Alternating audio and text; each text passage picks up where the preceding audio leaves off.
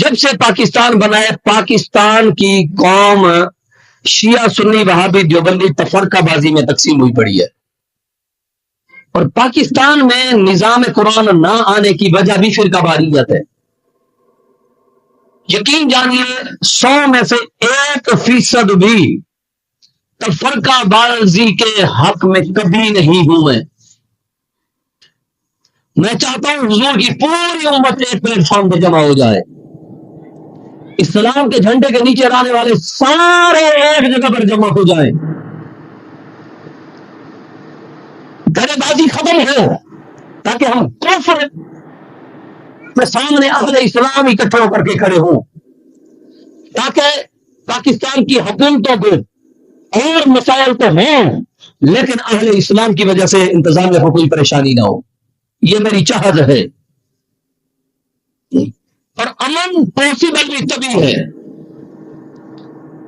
پاکستانی اور بیرونی لوگ تفرقہ پھیلانے کی وقتاً فوقتاً کوشش کرتے ہیں، وہ ہارتے ہیں لوگوں کو۔ میں کبھی نہیں چاہتا کہ ہم تفرقہ بازی کی طرف جائیں، لیکن اس کے لیے قرآن نے ایک اسلوب دیا ہے۔ اسلوب کیا ہے؟ اسلوب ہے فَإِنْ آمَنُوا بِمِثْلِ مَا آمَنْتُمْ بِهِ فَقَدِ اهْتَدَوْا۔ ایمان ایسے لے آؤ جیسے صحابہ کی مقدس جماعت لے آئی ہے، اور صحابہ جیسا ایمان لے آؤ گے تو تم ہدایت یافتہ ہو جاؤ گے۔ بولو سبحان اللہ۔ اب صحابہ کا عقیدہ کیا تھا؟ اللہ رب العزت کی ذات اقدس واجب الوجود ہے، مستحق ہے، عبادت ہے۔ اللہ کے علاوہ کوئی ذات واجب الوجود نہیں، اللہ کی ذات کے علاوہ کوئی ذات سجدے کے قابل نہیں، صرف رب کریم کی ذات ہے جو سجدے کے قابل ہے۔ اللہ کی ذات کے علاوہ کسی کے لیے سجدہ جائز نہیں۔ اللہ کی ذات کے علاوہ مخلوق میں اگر کسی کا سب سے اعلیٰ مقام ہے تو وہ محمد رسول اللہ کی ذات اقدس ہے۔ حضور جیسا کوئی نہیں۔ اللہ نے اپنے محبوب کو وہ شان عطا فرمائی ہے جو 1,24,000 نبیوں کو نہیں عطا فرمائی تھی۔ اتنی اللہ نے اپنے محبوب کو شان عطا فرما دی ہے۔ تو صحابہ کرام علیہم رضوان، ایک واقعہ میں کوٹ کرتا ہوں، یہ 20 مرتبہ کر چکا ہوں، اور یہ عقیدہ سمجھنے کے لیے بالکل آسان واقعہ ہے۔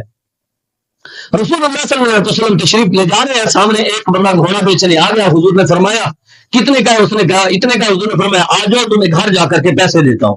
اب یہ ساتھ چلتے چلتے مطلب جا رہا ہے تو پیچھے سے لوگ اکٹھے ہو گئے، قریب ہوئے۔ انہوں نے کہا گھوڑا کتنے کا؟ کسی نے ریٹ اس سے بڑھا دیا۔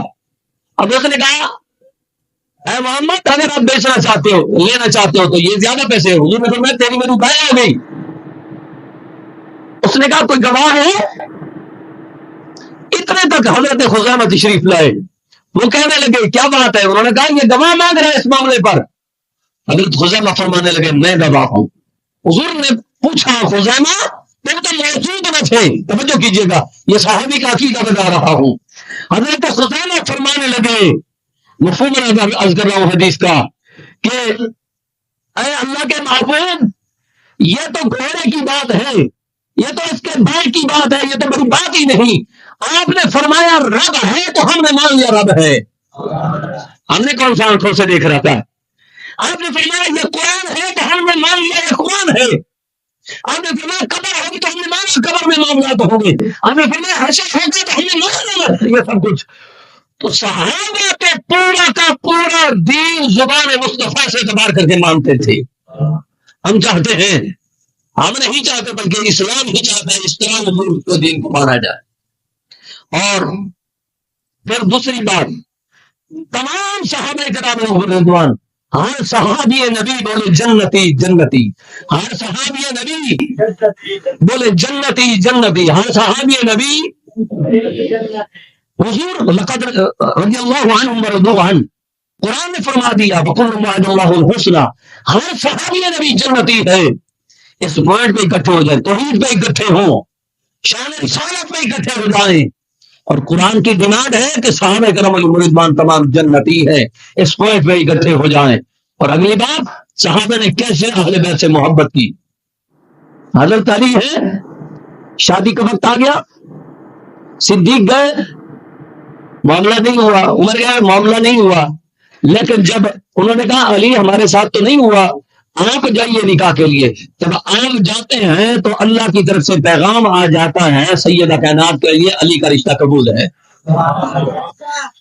اب حضرت عثمان حضرت علی کہنے لگے میرے پاس تو کچھ بھی نہیں، میں کیسے نکاح کروں، حق المال بھی نہیں ہے، کیا کروں؟ حضرت عثمان حضور نے فرمایا تمہارے پاس زیرہ تھی، زیرہ لے آؤ، زیرہ بیچ دو۔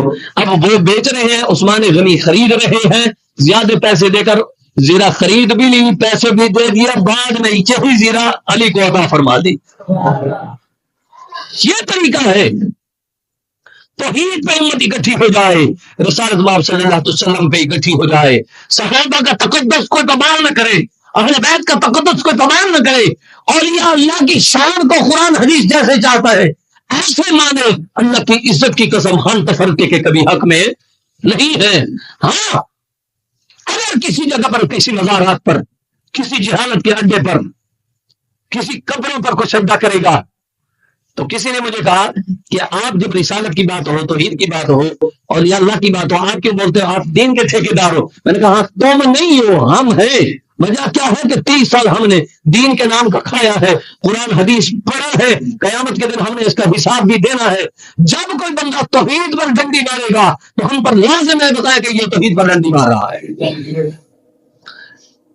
جب کوئی رسالت باب صلی اللہ علیہ وسلم کی شان میں بے ادبی کے الفاظ بولے گا، شان مصطفیٰ میں کوئی کمی کرے گا، دین کے ٹھیکیدار تو نہیں چوکیدار ہے، ہم اس کا گریبان بھی پکڑیں گے اور بتائیں گے تم ڈنڈی مار رہے۔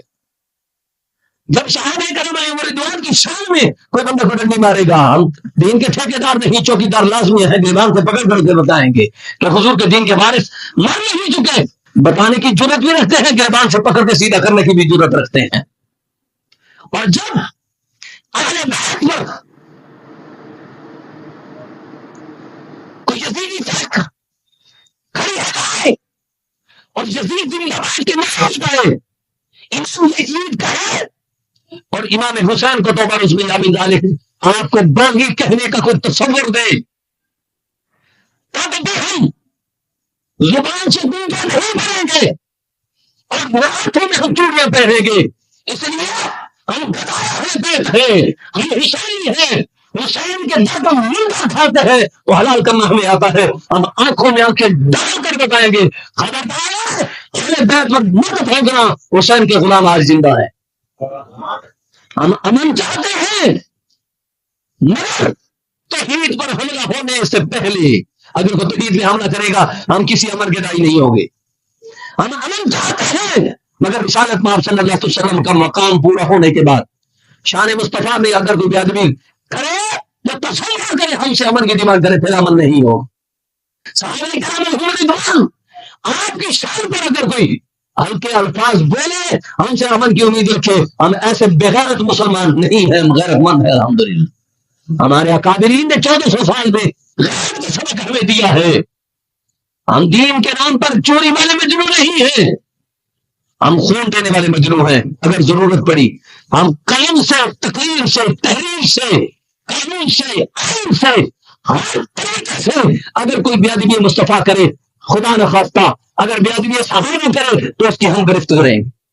اور ایک بات اہل بیت علیہم رضوان آپ کی شان شان میں کوئی کمی پیشی کرے، حضور کے غلام، حضور کا نام لینے والے، علی کا نام لینے والے، حسین کا نام لانے والے، حسین زندہ باد کا نام لانے والے مر نہیں کرے، ہمارے ہاتھ مفلوج نہیں ہوئے، ہماری زبان مفلوج نہیں ہوئی، تمام ہے جب رسول اللہ کی عظمت کی بات ہو، صحابہ کی عظمت کی بات ہو، اہل بیت کی عظمت کی بات ہو، جب ان میں کوئی کمی پیشی ہوگی تو پھر کوئی بندہ ہم سے امن کی امید نہ رکھے۔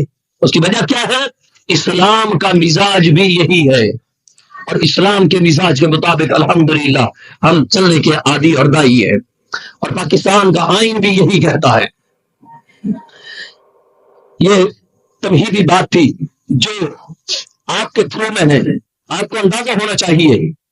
میں آج تک میں نے تعریفی کلمات نہیں کہے، لیکن آج میں کہہ رہا ہوں، آنے چک 45 والوں ہے، میں نے 12 سال امامت اپنی دعوت لاہور میں کی ہے، لیکن اتنی محبت مجھے لاہور میں نہیں ملی ربیع الاول شریف کی کوئی رات ایسی خالی نہیں جس رات میں شہر کے کسی پروگرام میں صدارت کے ساتھ میرا خطاب نہ ہو، لیکن حال چک 45 کے 10 12 15 20 لوگوں کا قافلہ میرے ساتھ جاتا ہے۔ اہل اسلام حیران ہیں، اللہ آپ کی یہ محبت حضور کی وجہ سے یہ محبت ہے، حضور کی محبت کی وجہ سے یہ محبت ہے، اہل بیت کا نام لینے کی وجہ سے محبت ہے۔ اللہ آپ لوگوں کی محبتوں کو سلامت رکھے۔ آپ توجہ سے قرآن حدیث سنتے ہیں، آپ حق کے دائی ہیں، لیکن یاد رکھیں آپ کے تبسم سے سوشل میڈیا کے ذریعے انٹرنیشنل لیول پہ پورا کفر سن رہا ہے۔ اتنے نئے جملے آپ نے یاد نہیں کیے جتنے باطل اور کفر یاد کر کے رکھے ہیں۔ اور یاد رکھیں ہر کسی کو بیٹے دینے کا ہم نے ٹھیکہ نہیں لیا ہوا، ہم اسی کی عزت کریں گے جو رسول اللہ کی عزت کرے گا، ہم اسی کی عزت کریں گے جو صحابہ کی عزت کرے گا، ہم اسی کی عزت کریں گے جو نعرہ حیدر لگانے والوں کی عزت کرے گا، ہم اسی کی محبت اور عظمت اور اسی کی رفت کی قائل ہیں جو حسینیت زندہ باد کہنے والا ہوگا۔ ایک نعرہ سنا دیں، حسینیت زندہ باد، حسینیت زندہ باد، نعرہ خلافت۔ اب چاریہ یہ تمہیدن میں نے گفتگو کرنی تھی اور نیشنل انٹرنیشنل لیول پہ یہ پیغام دینا تھا۔ اب ہم چلتے ہیں